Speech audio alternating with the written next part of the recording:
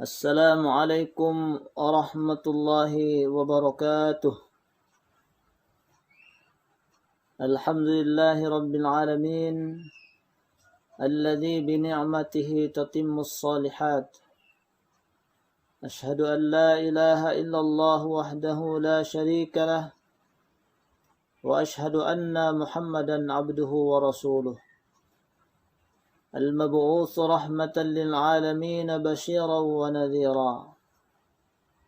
اللهم فصل وسلم وبارك على سيدنا ومولانا محمد وعلى آله وأصحابه ومن والاه، أما بعد. قال رب اشرح لي صدري ويسر لي أمري واحلل عقدة من لساني يفقه قولي.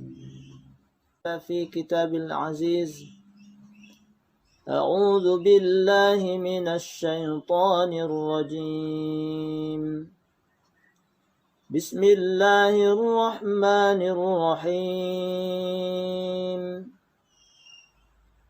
وسارعوا إلى مغفرة من ربكم وجنة عرضها السماوات والأرض أعدت للمتقين. صدق الله العظيم وبلغ رسول النبي الحبيب الكريم، ونحن على ذلك من الشاهدين والشاكرين، والحمد لله رب العالمين. Saudaraku,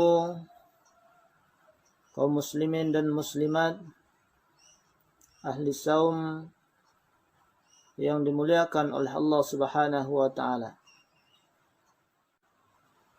Izinkanlah saya pada kesempatan yang mulia ini menyampaikan tausih yang berjudul meraih ampunan Allah Subhanahu wa taala di bulan suci Ramadan.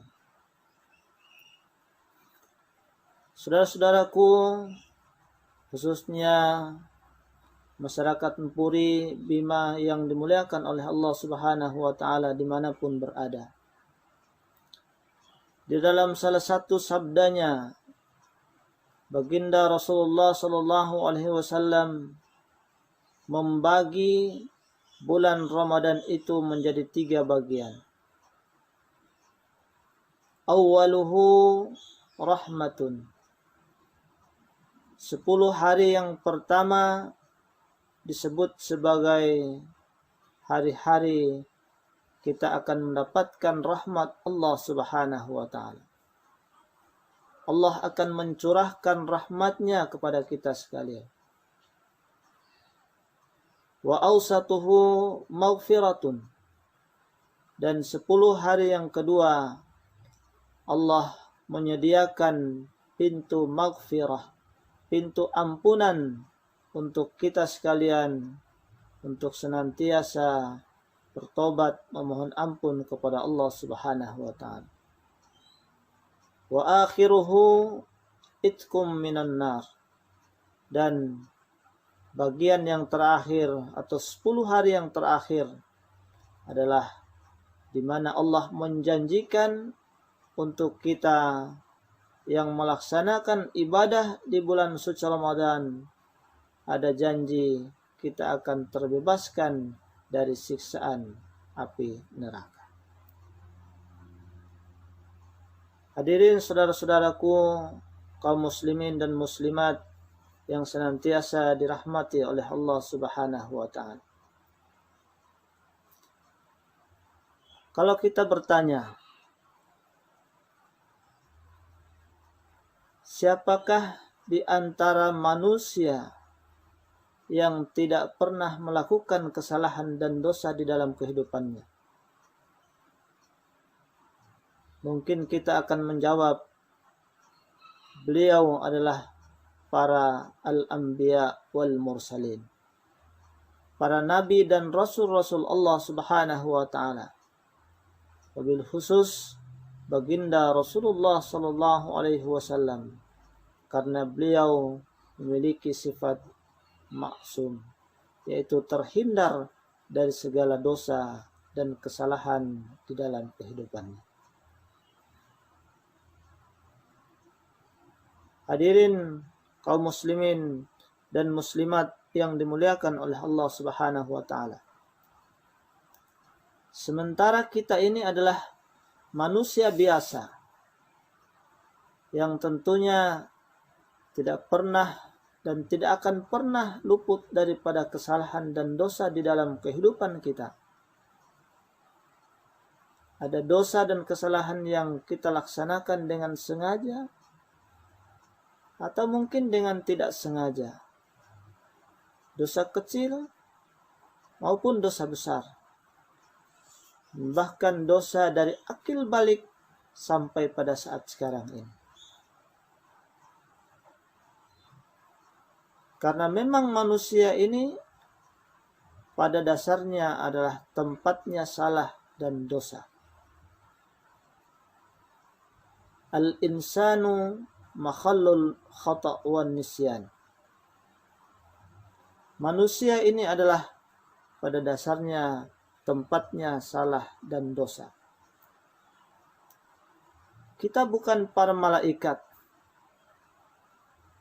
yang tidak pernah bermaksiat kepada Allah Subhanahu wa taala. Dan mereka hanya melaksanakan apa yang diperintahkan oleh Allah Subhanahu wa taala. Akan tetapi kita juga tidak lantas menjadi sosok setan ataupun iblis yang dimana senantiasa melaksanakan keburukan, melaksanakan dosa di hadapan Allah Subhanahu wa taala tanpa ada kebaikan dan amal soleh sedikit pun di hadapan Allah Subhanahu wa taala. Hadirin saudara-saudaraku yang dimuliakan oleh Allah Subhanahu wa taala. Kita manusia biasa adalah punya potensi atau memiliki potensi fujur di dalam diri kita. Yaitu potensi untuk melanggar perintah-perintah Allah Subhanahu wa taala. Potensi untuk melaksanakan kesalahan dan dosa di hadapan Allah Subhanahu wa taala. Tetapi kita juga diberikan potensi oleh Allah Subhanahu wa taala berupa potensi takwa. Itu potensi yang mengarahkan kita untuk senantiasa taat kepada Allah, melaksanakan perintah-perintah Allah Subhanahu wa taala di dalam kehidupan kita. Yang berbeda antara manusia yang satu dengan yang lainnya adalah bahwasannya ada di antara manusia orang-orang yang mungkin dari kuantitas dosanya sedikit di hadapan Allah Subhanahu wa taala. Tetapi juga ada manusia yang memiliki dosa dan kesalahan begitu banyaknya di hadapan Allah Subhanahu wa taala. Sehingga dapat dikatakan bahwa manusia ini adalah terbagi menjadi 4 golongan. Yang pertama adalah ada manusia yang memiliki sedikit dosa, tapi juga memiliki amal kebaikan sedikit di hadapan Allah Subhanahu wa taala di dalam kehidupannya. Kemudian yang kedua adalah ada orang-orang yang sedikit dosanya di hadapan Allah Subhanahu wa taala, tetapi mereka memiliki amal kebajikan, amal soleh yang begitu banyaknya di dalam kehidupan kesehariannya. Kemudian yang ketiga adalah ada orang yang banyak dosanya di hadapan Allah Subhanahu wa taala, tapi sedikit amalnya yang dia lakukan di dalam kehidupannya. Dan yang keempat adalah ada orang yang banyak dosanya, tetapi juga amal kebaikannya juga banyak di hadapan Allah Subhanahu wa taala. Tetapi apapun kondisinya, apapun keadaannya, bahwa yang terbaik daripada golongan-golongan manusia tersebut adalah orang yang memiliki dosa atau menyadari akan banyaknya dosa di hadapan Allah Subhanahu wa taala. Kemudian mereka datang memohon ampun kepada Allah Subhanahu wa taala dan bertobat kepadanya. Di dalam Al-Qur'an surah ketiga, surah Ali Imran ayat 133, Allah berfirman, A'udzu billahi minasy syaithanir rajim. وسارعوا إلى مغفرة من ربكم وجنة عرضها السماوات والأرض أعدت للمتقين, yang artinya bersegeralah kalian menuju ampunan Allah Subhanahu wa taala dan surga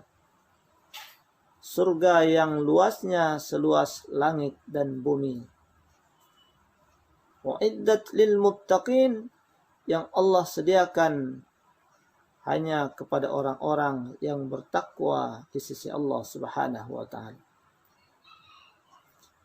Hadirin kaum muslimin dan muslimat, saudara-saudaraku yang dimuliakan oleh Allah Subhanahu wa taala. Di dalam ayat ini dijelaskan atau dapat kita pahami bahwa kita diperintahkan untuk senantiasa bersegera menuju ampunan Allah Subhanahu wa taala. Orang yang apabila melaksanakan kesalahan ataupun dosa di hadapan Allah, kemudian mereka sesegera mungkin bermohon ampun dan bertobat kepada Allah, itu menandakan bahwa di dalam hatinya ada keimanan yang kuat. Akan tetapi bagi orang-orang yang senantiasa melakukan perbuatan dosa kemudian menunda-nunda akan bertobat kepada Allah Subhanahu wa taala, itu pertanda bahwa iman di dalam hatinya sangat kecil atau sangat lemah. Kemudian di dalam salah satu sabda Rasulullah SAW dijelaskan bahwa sebaik-baik orang yang berdosa adalah yang bertaubat kepada Allah Subhanahu wa taala. Kullu bani Adam al-khatta'un wa khairul khatta'in at-tawwabun. Setiap Bani Adam, anak keturunan Adam, pasti memiliki kesalahan dan dosa. Dan sebaik-baik orang yang berdosa adalah yang memohon ampun dan bertobat kepada Allah Subhanahu wa ta'ala. Bahkan di dalam satu keterangan hadis jelaskan bahwa yang dikatakan orang yang baik itu adalah bukanlah orang yang tidak punya kesalahan dan dosa di hadapan Allah. Tetapi adapun orang yang baik adalah orang yang apabila berbuat dosa kemudian bersegera bertobat memohon ampun kepada Allah Subhanahu wa taala. Hadirin kaum muslimin dan muslimat yang dimuliakan oleh Allah Subhanahu wa taala. Sebagai kesimpulan bahwasannya momen atau momentum bulan suci Ramadan ini Allah persiapkan bagi kita sekalian, khususnya di fase kedua, di 10 hari yang kedua ini Allah menyediakan atau menjanjikan ampunan kepada kita sekalian. Oleh karena itu, marilah kita senantiasa memohon ampun kepada Allah Subhanahu wa taala dengan cara yang pertama adalah memperbanyak mengucapkan kalimat-kalimat istighfar. Astaghfirullahal azim.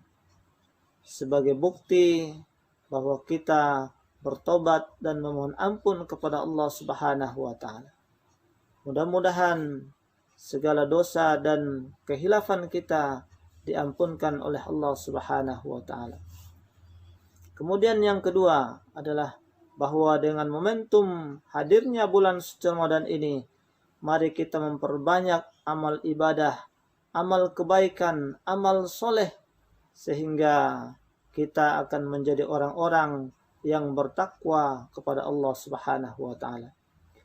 Mudah-mudahan bulan suci Ramadan ini mengantarkan kita sekalian untuk menggapai derajat la'allakum tattaqun, menjadi orang-orang yang bertakwa di sisi Allah Subhanahu wa taala. Demikian, mudah-mudahan ada manfaatnya. Segala kekurangannya saya mohon dimaafkan, dan atas perhatiannya saya ucapkan banyak terima kasih. Wal afu minkum. Assalamualaikum warahmatullahi wabarakatuh.